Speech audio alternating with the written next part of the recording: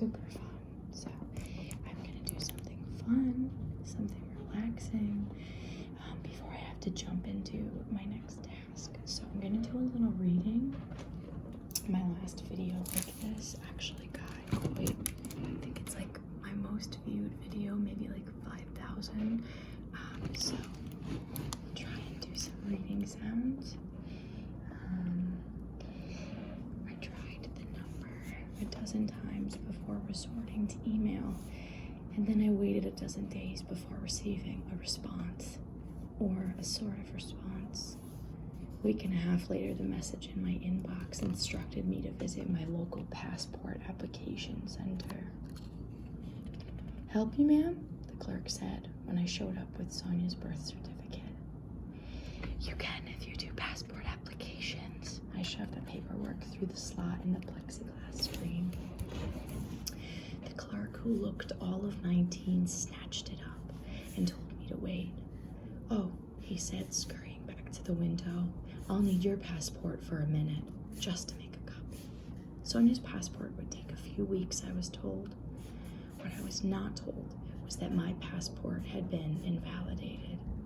I found that out much later, and Sonia never got her passport. At the beginning, a few people managed to get out. Some crossed the border into Canada. Others left on boats for Cuba, Mexico, the islands. It didn't take long for the authorities to set up checkpoints, and the walls separating Southern California, Arizona, New Mexico, and Texas from Mexico itself had already been built, so the egress stopped fairly quickly. "We can't have our citizens, our families, our mothers and fathers fleeing," the president said in one of his early addresses. I still think we could have made it. It had been only Patrick and me, but with 4 kids, one who didn't know enough not to bounce in her car seat and chirp "Canada" to the port guard said no way. So I'm not feeling fancy tonight, not after thinking about how easily they kept us prisoners in our own country, not after Patrick took me in his arms and told me to try not to dwell on what used to be. Used to. Here's what used to be.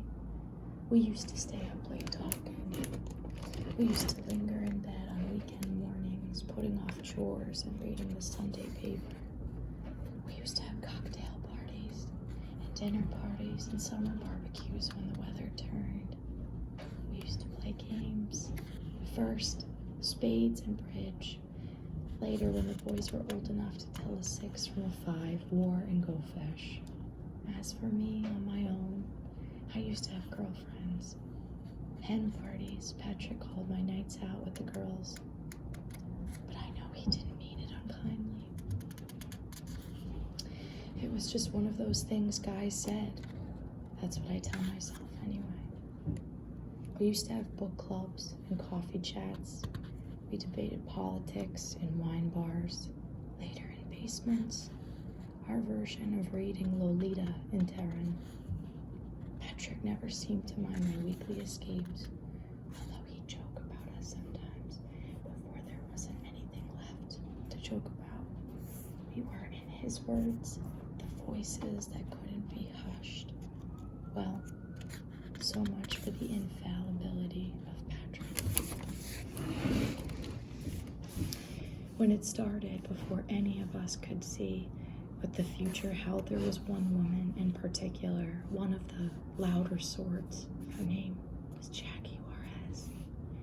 I don't want to think of Jackie, but all of a sudden, it's a year and a half ago, not long after the inauguration, and I'm sitting in the den with the kids, hushing their laughter so Sonia doesn't wake up. The woman on the television is hysterical, Stephen points out when he returns to the den with 3 bowls of ice cream. Hysterical. I hate that word. What? I say. Women are crazy, he continues. It's not like it's news, Mom. You know that saying about hysterical women and the fits of the mother? What? I say again. Where did you hear that? Learned it in school today. Some dude named Cook or something. Stephen hands out the dessert. Crap. one bowl smaller, Mom. You want the smaller one or the bigger one? Smaller. I'd been fighting to keep the weight down ever since my last pregnancy. He rolls his eyes. Yeah, wait till your metabolism hits 40-something. And when did you start reading Crook? I didn't think description of the body of man had made it into must-read high school fodder. I scoop up the first of what looks like 3 mouse-sized bites of Rocky Road. Even for AP Lit. Try AP Religious Studies, Mom, Steven says. Anyway, Crook, what's the diff? An R, kiddo. I turn back to the irate woman on the TV. She's been on before ranting about pay inequity and impenetrable glass ceilings, always inserting plugs for the latest book. This one bears the uplifting, doomsday preaching title of They Will Shut Us Up. Subtitle, What You Need to Know About the Patriarchy and Your Voice.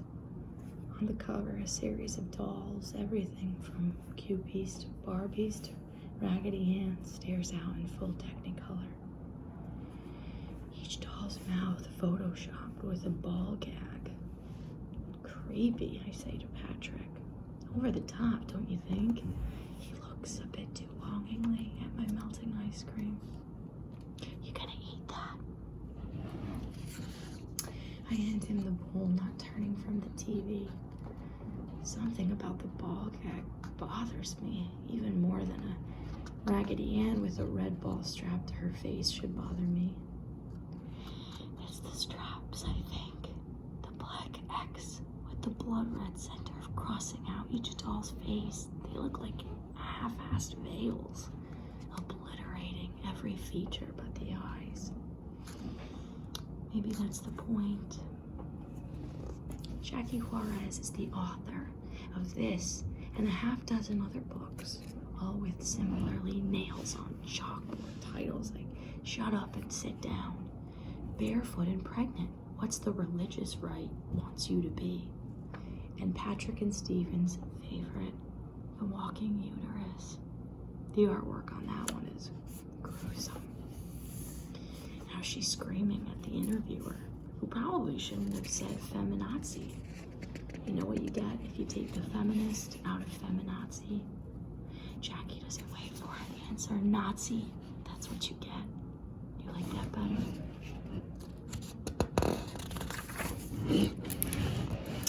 The interviewer is nonplussed. Jackie ignores him and bores her mascaraed eyes, crazed eyes into the camera, so it seems like she's looking right at me. You have no idea, ladies. No goddamn idea. We're on a slippery slide to prehistory, girls. Think about it. Think about where you'll be, where your daughters will be when the court turns back the clock. Think about words like spousal permission and paternal consent. Think about waking up one morning and finding you don't have a voice in anything. She pauses after each of these last few words, her teeth clenched. Patrick kisses me goodnight. Gotta be up at the butt crack of dawn. Babe, breakfast meeting with the big guy in you know where. Night. Night, hon. She needs to pop a chill pill, Steven says, still watching the screen.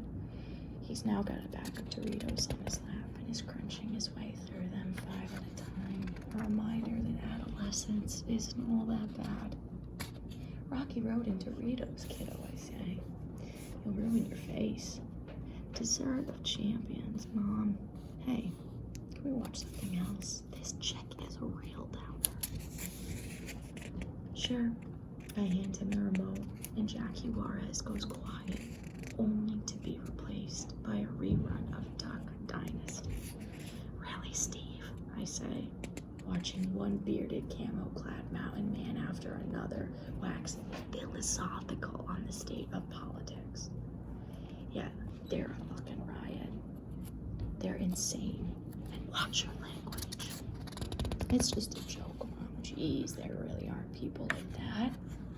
Ever been to Louisiana? I take the bag of chips from him. Your dad ate all my ice cream. Mardi Gras 2 years ago, Mom. I'm starting to worry about your memory. New Orleans isn't Louisiana. Or maybe it is, I think.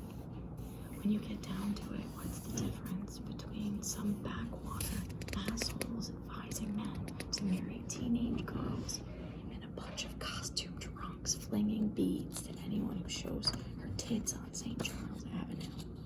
Probably not much. And here's the country in 5-minute sound bites.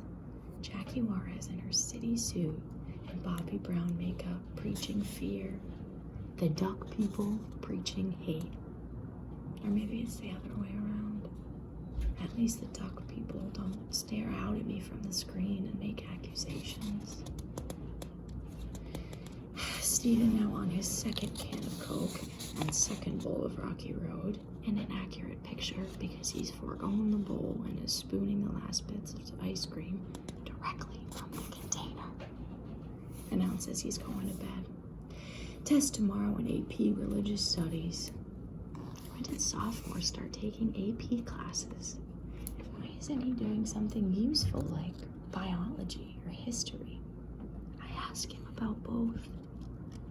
The Religious Studies course is new. They offered it to everyone, even the Frosh babies. I think they're phasing it into the regular curriculum next year anyway, he says from the kitchen. That means no time for bio or history this year. So what is comparative theology? I guess I can tolerate that, even in a public school. He comes back into the den with a brownie. He really likes to eat his nightcap. Nah, more like, I don't know, philosophy of Christianity. Anyway, night, Mom. Love you. He plants a kiss on my cheek, and he disappears down the hall. I turn Jackie Juarez back on. She was much prettier in person, and it's impossible to know whether the weight she's gained since grad school or whether the camera has added its proverbial 10 pounds. Underneath the professional makeup and hair jobs, Jackie looks tired, as if 20 years of anger have drawn themselves on her face one line at a time. I crunch another Dorito and lick the salty chemicals off my fingers before rolling up the bag and setting it out of reach. Jackie stares at me with those cold eyes that haven't changed. Accusing. I don't need her accusations. I didn't need them 20 years ago, and I don't need them now. But I still remember the